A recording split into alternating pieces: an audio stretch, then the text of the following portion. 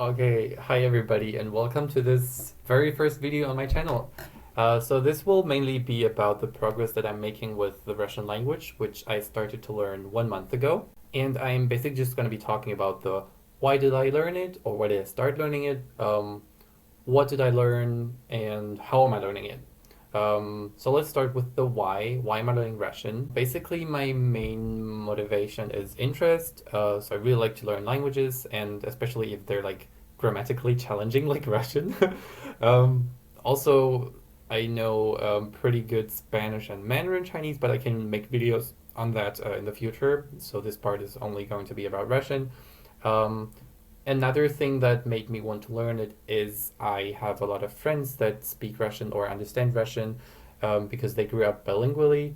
I live in Germany, and there are a lot of people who have parents that came from Russia or Ukraine. So actually, my best friend is Ukrainian, and he knows fluent Russian. And then his girlfriend, which is my language exchange partner, I'll talk about that later. She's from Azerbaijan, and she also knows fluent Russian. And then another of our common friends, she's like learning Russian right now, like super crazy. Her mother is actually a Russian teacher. And my parents are from Eastern Germany, which means they were forced to learn Russian in school when they were young. And then also my aunt is from Ukraine. So as you see, there's like a lot of Russian going on around me. So I've like always been confronted with the language, and I've always been like, oh, I actually really want to learn it. So let's talk about the how next. So I mentioned my language exchange partner already. She is a friend from Azerbaijan, but she lives in Germany, so her German's pretty awesome already. Obviously, way better than my Russian, but that's not a problem for language exchange, I think. So what we do is we just try and meet up once a week, and then we talk in or about Russian in 1 hour, and then do another hour where I like correct her German. And then in the Russian part, what we basically do is so in the beginning she taught me about pronunciation related stuff. She actually has a linguistics related degree from her home country, if I'm not mistaken. So she knows what she's talking about, which is definitely a huge advantage for me. Um, and she was like, okay, look, they're like hard consonants and soft consonants, and there are vowels that make the consonant before soft or like hard. So one example that comes to my mind is like dien, day, which is uh, so the d in the beginning is not d but like d because like the ye after like makes it kind of soft. So you say like dobry dien, if I'm not mistaken. um, and stuff like that. Another thing that I've noticed pretty quickly is there's a lot of similarities in pronunciation between Spanish and Russian, and probably also other Romance or like even other languages and Russian. But I just happen to know Spanish.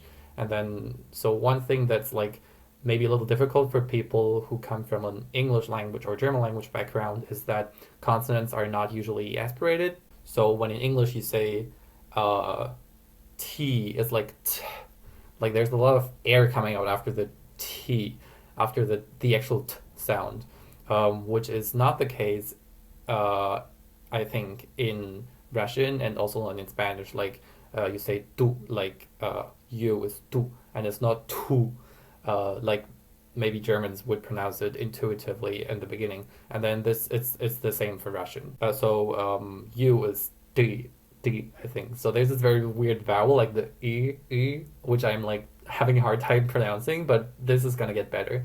So like tu in Spanish and d in Russian is pretty similar, like speaking about the consonant in the beginning.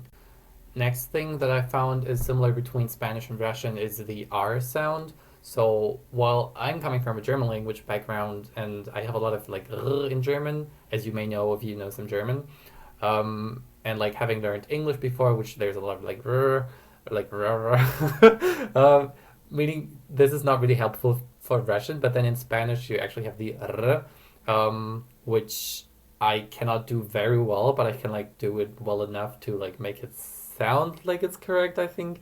Um, and then Russian also has like this alveolar trill, which I think it's called. I'm not a linguist, but that's I think that's what they call it. So what I did notice is that in Spanish it's like so much more pronounced and like they enjoy it so much more. Like you go like correo, like carro, like perro, and I'm like, okay, I can do that with like a lot of force and like a lot of air, which I get to do in Spanish. But then Russian is like it's so much more soft. Like they put so much more like love into it. It's like it's so much more subtle, and this is where it will probably get tricky for me because I when I do it in Spanish, I do it with a lot of airflow to like get my tongue like doing the alveolar trill. But then in Russian, you like are not allowed to like go like so crazy about it because it's so subtle and like lovely.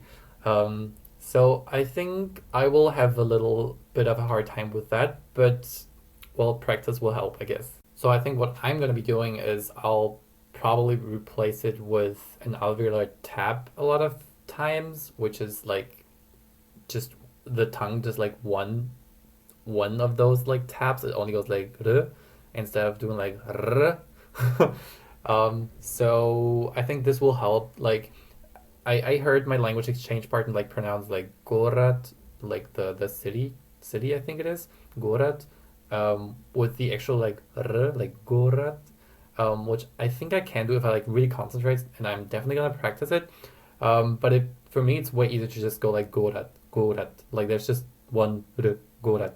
Next thing we talked about was some very basic verb inflections. So we just took some very like basic verbs and looked at how do I say I go, you go, we go, and so on. I forgot he, she, it, whatever. So obviously in English this is like a no-brainer, but then in Russian, just like in Spanish or other more inflecting languages like German maybe, this is something that has to be memorized. But to my surprise, there was again way more similarity to languages that I know. I think this is not even a coincidence. So like Russian and like Latin and Spanish, they apparently used to like share some kind of the same origin. I'm definitely not very knowledgeable about historical linguistics. Basically, just don't quote me on that. But I think there's still some common like origins of the present tense endings, which like if you look at Spanish and you have like I don't know. Maybe let's take читать in Russian, which is to read. So it's я читаю. So there's like a U in the end, and then ты читаешь, он читает. So we have the you, sh, t endings in first, second, third person singular. And then if you look at Spanish, which is yo leo, tú lees, él lee, we have the O, we have the S, and then there's no T. There's no longer a T in third person singular in Spanish, but we have it. We have a T in third person singular in German, for example, and we still had one in Latin. So that definitely helps. And then what I do basically is we go over these words and verbs and nouns and stuff. And whenever I think something is useful, I tell my language exchange partner to write it down. And then later I will take the sheet home and put it into my Anki. Anki is like a flashcard app. This is super not helpful. And maybe you know it, maybe you don't. If you don't, do check it out. It's free for Android and it's super helpful. It's not super easy to use in the beginning, but it gets very intuitive later, and it's just the best way of like memorizing literally anything that you want to remember. So what I usually do is I try and memorize the words in a certain context, so I wouldn't just put Gorad, which is city, on my card and be like city Gorad. But I will also have like an example sentence or at least like a collocation like v Goradzie, which is in the city. Which brings us to the next topic, because after this we started to look into some very basic like noun declinations, because you have like different cases depending on the preposition or the function that a word has in a sentence, which also is a huge advantage for me as a German, because it's like the same concept generally, even though Russian has 6 cases and German only has 4 cases. So that's definitely a difference, and also the cases don't always overlap. But we had this one example which I thought was very helpful for me to know German, which was the word komnata, which is room. And then we were like, okay, how do I say I'm in the room? and I go into a room. So I'm in the room is ja w komnacie. So the a in komnata becomes je. So it's komnacie. And then if you say I go into a room is ja idu w komnatu. Ja idu w komnatu. So the a becomes a u, which is a different case, obviously. Like we have komnacie, which is komnatu, which is very similar to German because we say ich gehe in das Zimmer, which is I go into a room. Ja idu w komnatu. So it's accusative in German. Ich gehe in das Zimmer. Das Zimmer is accusative in German, and it's also accusative in Russian. But then in German, if you say ich bin im Zimmer, which is I'm in the room, it's dative. I think in Russian, ja, w komnacie, this komnacie is not dative, but like one of the other cases, I think is like the fifth or the sixth case.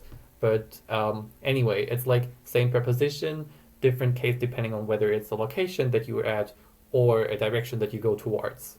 Anyway, I think this is everything I wanted to talk about in this first video. It's actually longer than I thought. Also, you could already witness my very professional editing skills.